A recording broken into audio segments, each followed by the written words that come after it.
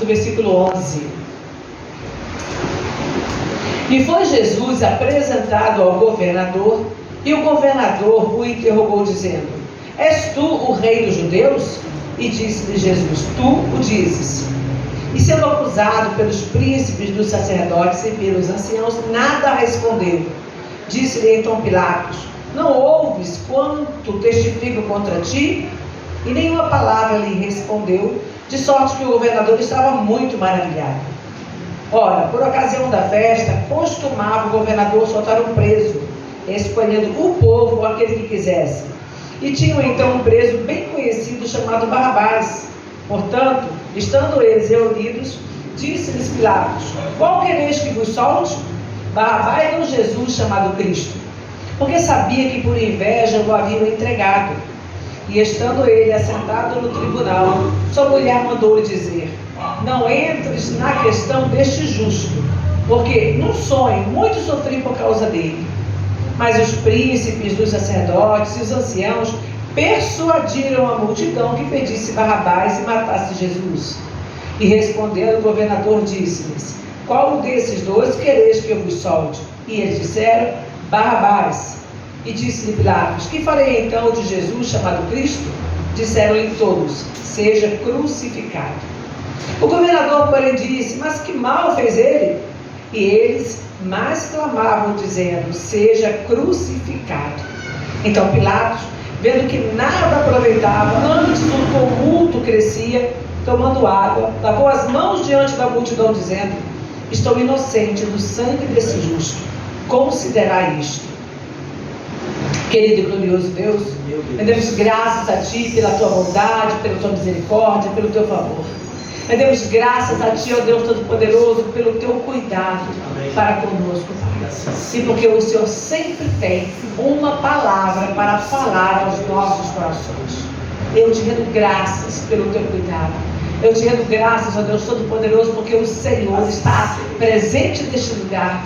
A Tua glória está aqui, ó Deus. O Teu Espírito Santo está entre nós, agindo nos nossos corações, para nos fazer mais fortes, para nos fazer mais capazes, para nos fazer mais tementes. No nome santo de Jesus Cristo, meu Pai, no nome santo do nosso Senhor e Salvador Jesus Cristo, eu te rendo graças, te rendo louvores, e eu agradeço a Ti, ó Pai, por todos os benefícios que o Senhor nos tem concedido, em nome de Jesus, em nome de Jesus. Aleluia. Graças a Deus. Uma coisa interessante que a gente vê no julgamento de Jesus perante Pilatos é o silêncio.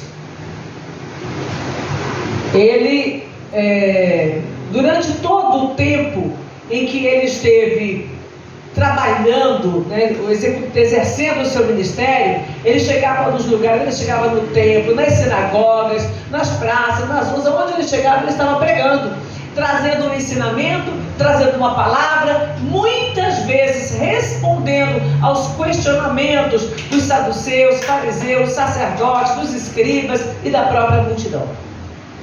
Então, sempre que ele era questionado, ele respondia. Então, eu quero que você guarde isso. Durante os seus aproximadamente 3 anos de ministério, ele respondia aquilo que era questionado. Seja quem fosse, seja aquelas perguntas capciosas que faziam, como: é lícito dar o tributo? É lícito curar no sábado? Sempre ele usava aquele argumento como ensinamento, e ele procurava em todo o tempo responder, porque através disso ele foi deixando ensinamentos. Mas agora, diante do momento da sua morte, ele se cala. Ele fala mais alguma coisa que daqui a pouquinho a gente vai ver nos evangelhos de Lucas e de João. Mas ele se cala diante de Pilatos. Ele não vai dar satisfação acerca das questões das quais ele estava sendo acusado. Porque ele estava sendo acusado pelos sacerdotes, estava sendo acusado pelos que estavam ali como de pecado, de blasfêmia, de um monte de coisas. Mas ele se cala. Ele não dá satisfação, ele não se justifica naquele momento. E eu fiquei pensando sobre isso.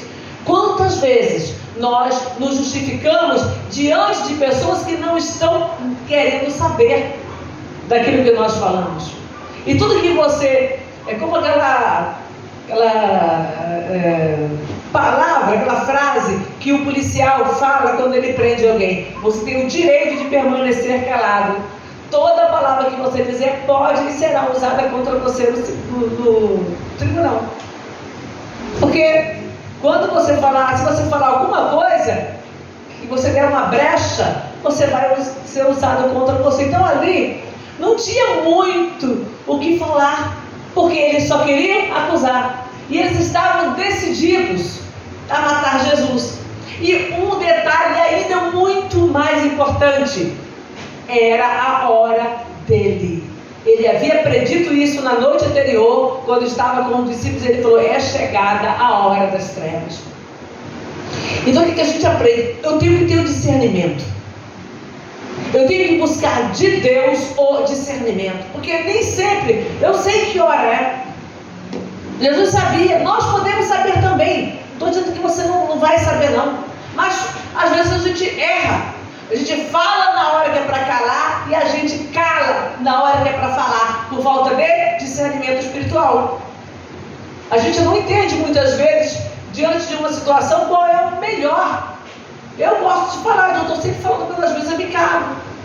Tem hora que você fala: não vai adiantar. O que você falar vai ser lançado contra você. E você às vezes até sabe, mas a boca coça. E aí você abre a boca e fala.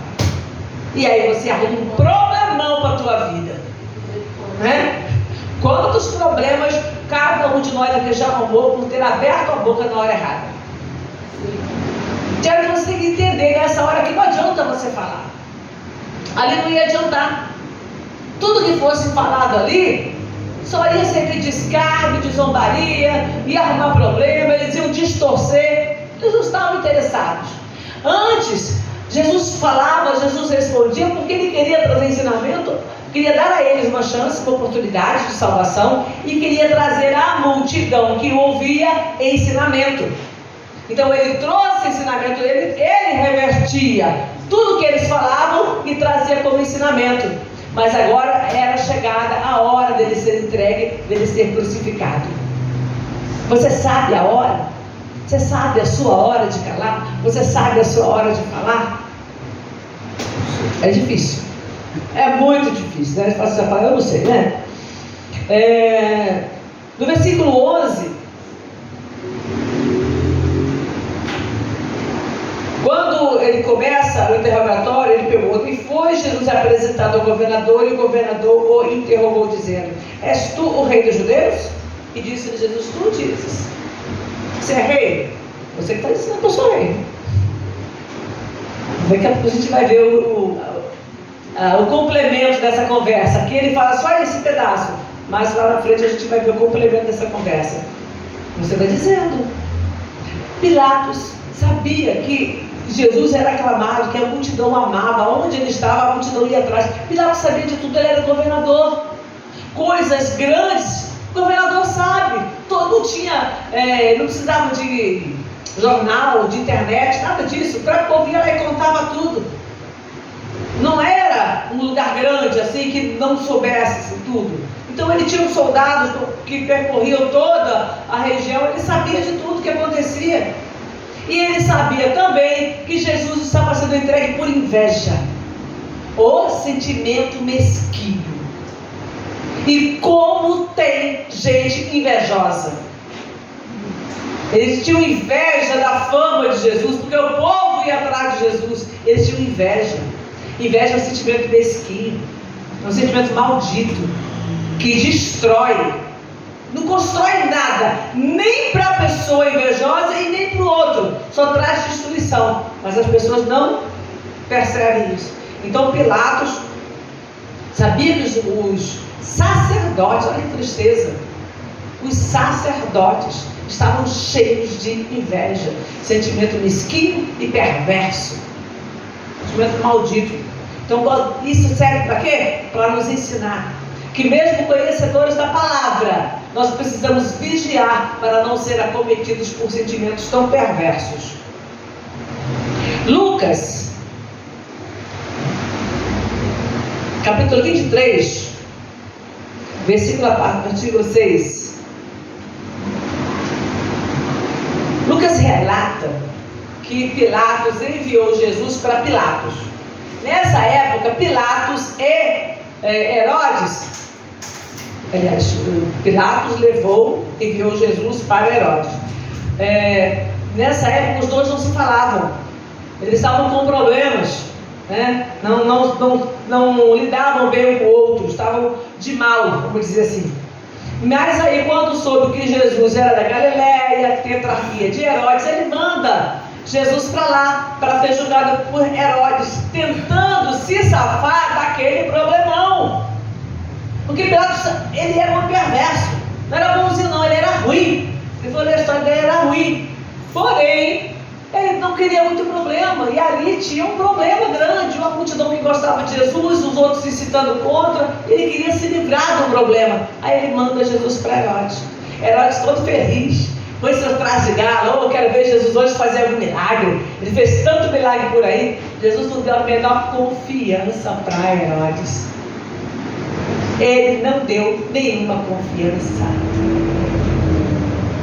Herodes falava e queria ver um sinal, e pediu um sinal, e Jesus, nem te ligo, nem deu confiança para você. Herodes foi invocado, zombou, escarneceu e devolveu ele para Pilatos, e os dois acabaram fazendo as pazes. Mas Jesus não quis saber de Herodes, por quê? Não tinha nada que esse homem pudesse acrescentar na vida dele. Às vezes a gente quer se justificar diante de pessoas que não têm nada a acrescentar. Herodes não ia resolver o problema. Herodes não ia tirá-lo da morte, porque aquilo foi determinado por Deus e ele também voluntariamente se entregou. Amém. Então Pilatos não tinha nada, nem Pilatos nem Herodes tinham nada para acrescentar. Eles não podiam fazer nada. A gente tem que entender isso. Às vezes a gente vai se queixar diante de pessoas que não podem fazer nada. A pessoa vai ouvir, de repente até vai ter o desejo de resolver como Pilatos, mas ele não podia. Ele não tinha autoridade espiritual naquela hora para isso. Porque aquele era plano de Deus. Às vezes nós ficamos incomodados porque as pessoas não estão aqui para nos ajudar a resolver o nosso problema. E não entendemos que é o plano de Deus para a nossa vida que precisa se cumprir. E a gente vai jogar a culpa nas pessoas. Abre aí, Evangelho de João, capítulo 18, versículo 33.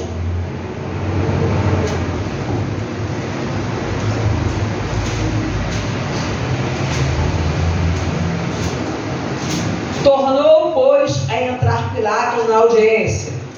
Tá?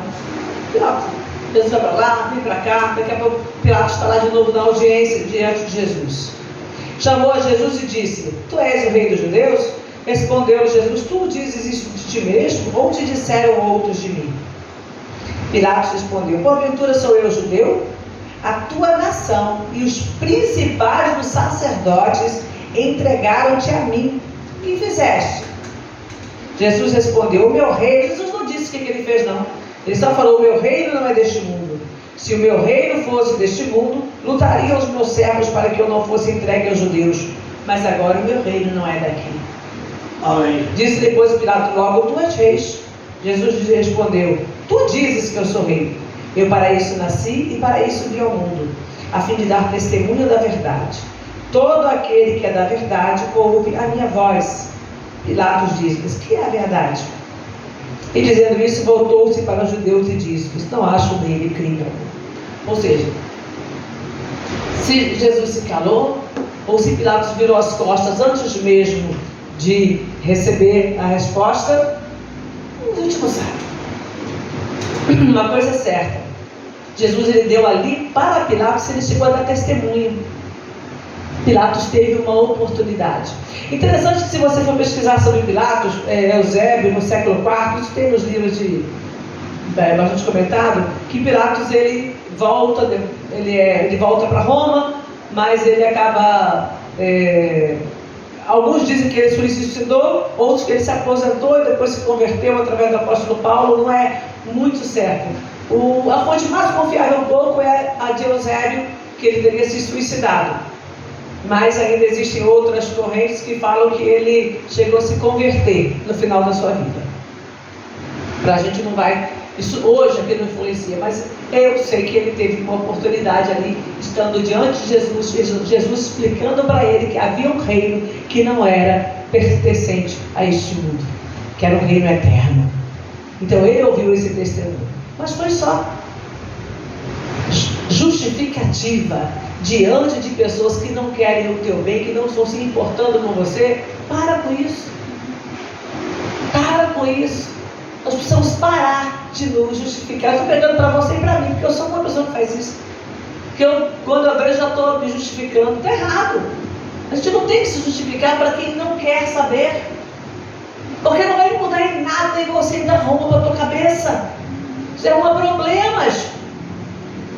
Mas isso é um hábito nosso. E não é de um ou dois, não. Isso é um hábito de muita gente. Você começa a conversar, aconselhamento, então.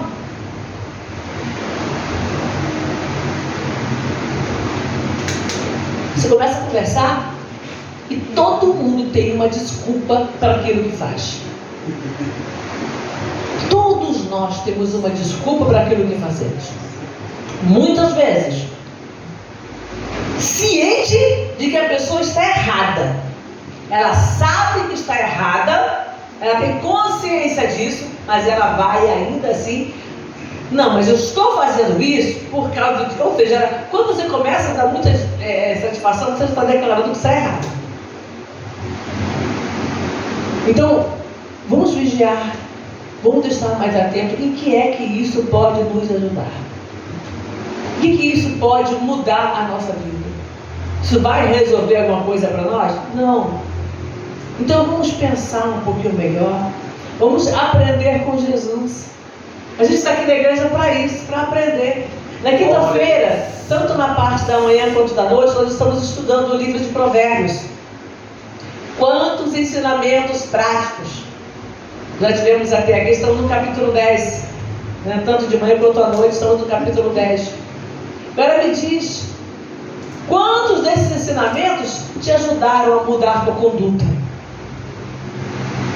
Quantos desses ensinamentos que nós já lemos, já meditamos, já conversamos, quantos deles ajudaram a que nós tivéssemos uma atitude diferente?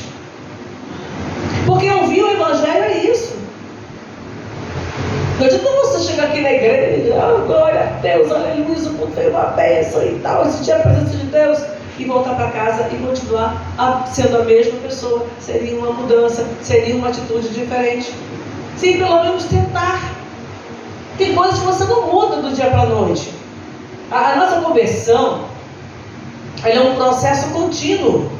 Você não se converte. Quando eu me converti, eu posso falar que eu tive uma mudança muito grande do dia para a noite. Posso falar isso sem medo de errar. Foi uma mudança muito grande. Como que virou uma chave aqui dentro e muita coisa eu realmente mudei. Eu tive uma consciência tão grande do que era ser uma pecadora que eu comecei a mudar, a me esforçar mesmo a mudar. Mas eu mudei 100%? Não. Hoje, dia 7 agora, fez 40 anos que eu entreguei minha vida para Jesus. É tempo. É chão. Uma boa parte aqui não tinha nem sonhado em nascer. Mas... quantos têm uma mudança assim quando se converte? Só vai para a igreja, entrega a vida para Jesus, mas não muda nada de nada. Tem gente, eu estou falando tudo isso, é claro, creio que você que está aqui hoje, você entregou a vida para Jesus e você realmente tem um desejo de servir. Mas eu já convivi com pessoas que chegaram na igreja, entregaram a vida para Jesus, mas não tiveram a mínima mudança. Você não vê diferença entre aquela pessoa e um não cristão. Não vê diferença nenhuma. Na conduta, nas atitudes, na linguagem, nada. Peraí. Então ser cristão e ser não cristão é tudo igual? Será que a conduta do ser humano tem que ser assim? Será que em qualquer lugar não basta eu falar que eu sou de Deus, que eu batizei, que eu tomo ceia, que eu posso fazer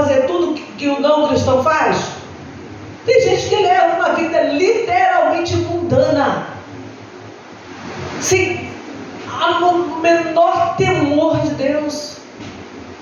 Então o que Jesus quer de nós é mudança.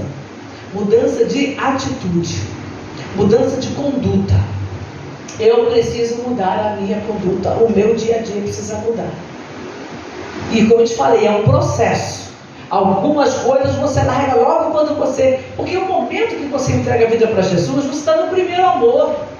Se nesse momento não houver uma mudança maior, vai ficar difícil no restante do processo você continuar a mudar. Porque eu preciso mudar aqui. Eu tomei uma atitude hoje, tomei uma decisão hoje, então agora a minha mudança é maior. Porque agora eu tomei consciência. As outras coisas eu vou despertando, o Espírito Santo vai falando comigo e eu vou mudando nesse processo.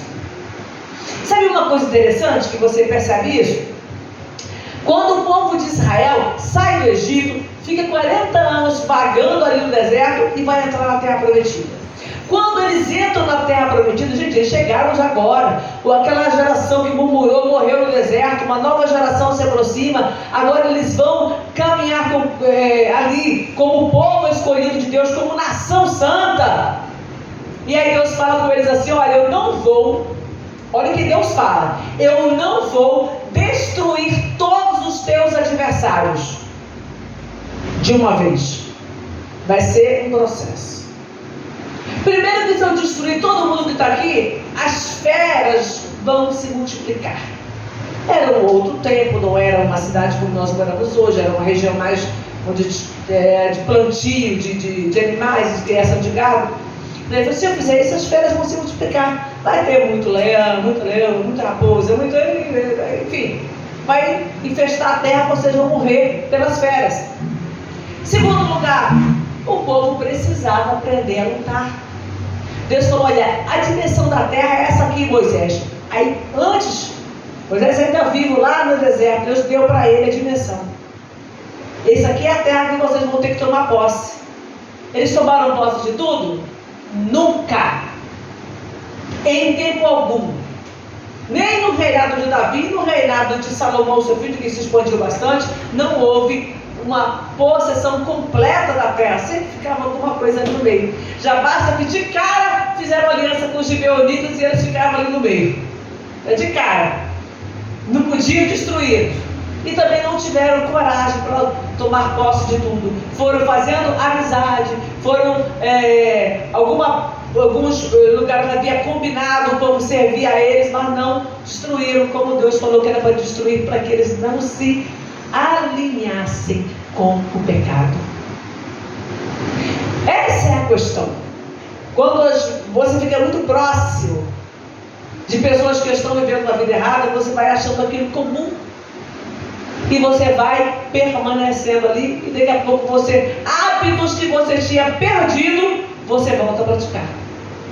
Pela convivência. Nós somos grandemente influenciados pelo meio que nos cerca.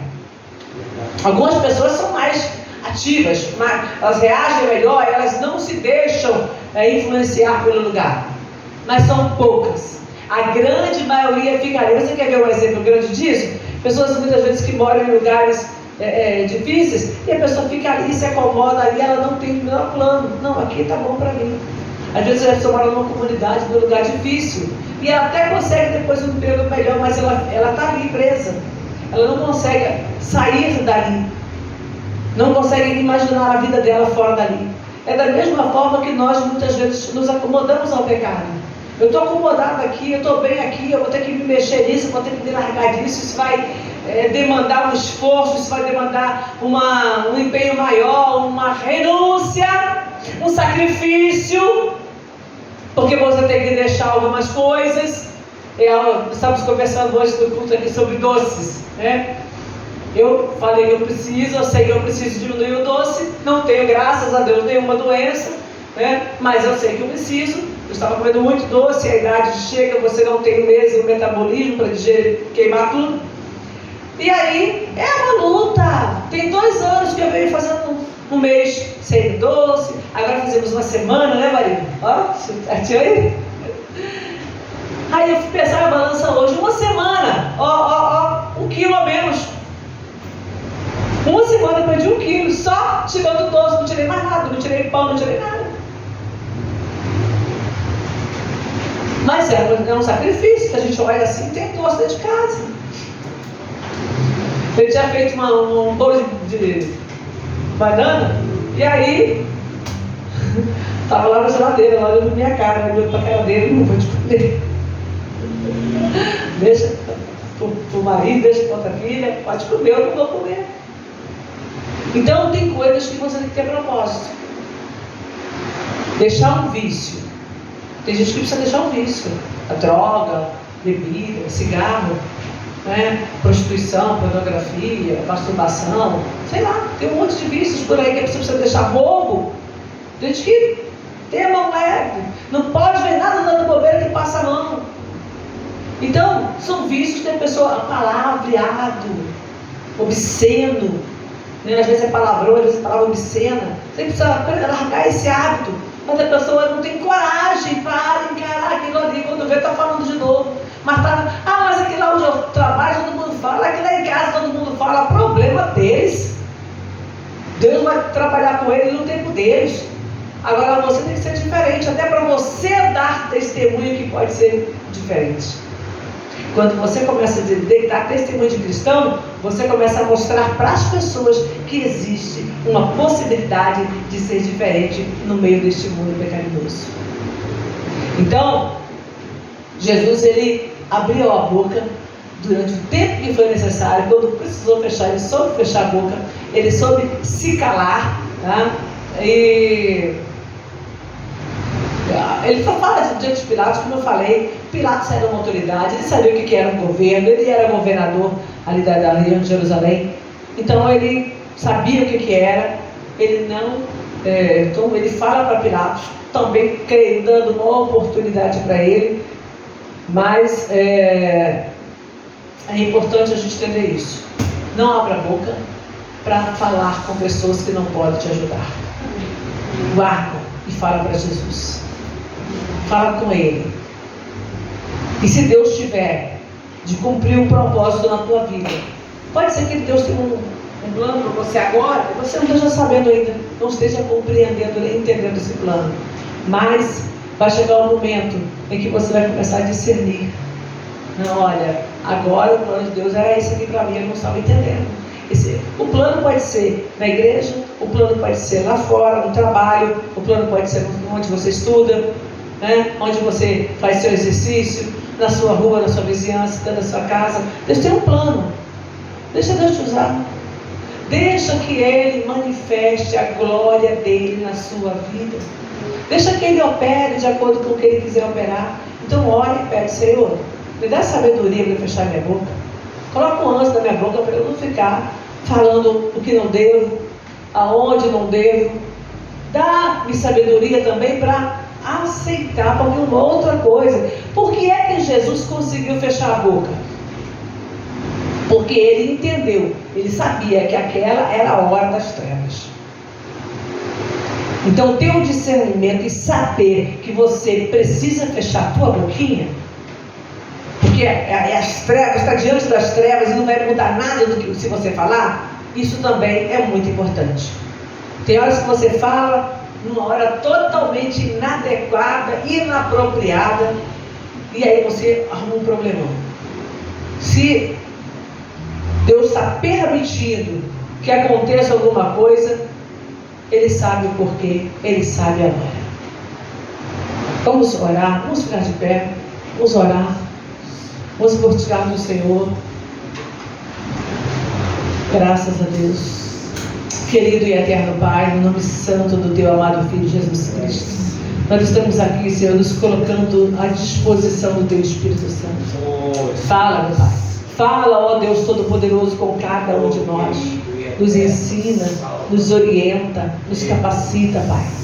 Nos dá, ó Deus Todo-Poderoso, entendimento para vivermos a Tua vontade, para vivermos o Teu querer, Senhor. Para vivermos, ó Deus Todo-Poderoso, de acordo com aquilo que o Senhor tem planejado para nós. Eu não sei, ó Deus, o plano que o Senhor tem na vida de cada pessoa que aqui está presente, Pai. Eu não sei, ó Deus Todo-Poderoso, qual é o plano, qual é o trabalhar do Senhor na vida de cada um. Mas Tu sabes todas as coisas, meu Pai. Tu sabes, ó Deus Todo-Poderoso, o que cada um aqui tem passado. Tu sabes, ó Deus Todo-Poderoso, o que cada um aqui tem enfrentado, meu Pai. Quais são as adversidades maiores?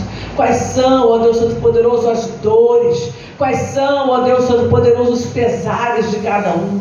Realiza, ó Deus, a tua obra. Manifesta, Deus Todo-Poderoso, o teu poder e graça. Manifesta, Deus Todo-Poderoso, a tua presença viva, santa, gloriosa, para que haja, ó Deus maravilhoso, um despertar, para que haja um trabalhar do Senhor, para que haja, meu Deus e Pai, o agir do teu Espírito Santo, Pai, e que nós possamos estar aqui, Senhor, à disposição do teu Espírito, para que se cumpra em nós segundo a tua vontade.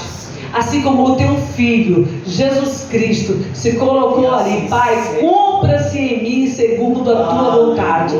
Que o Senhor também possa, Pai, cumprir nas nossas vidas segundo a tua vontade. E que nós tenhamos, ó Deus, o temor, que nós tenhamos, ó Deus Todo-Poderoso, o entendimento, que nós tenhamos, ó Deus Todo-Poderoso, a capacidade para nos dispor ao teu querer, em nome de Jesus. Em nome de Jesus. Amém. E graças a Deus. E nós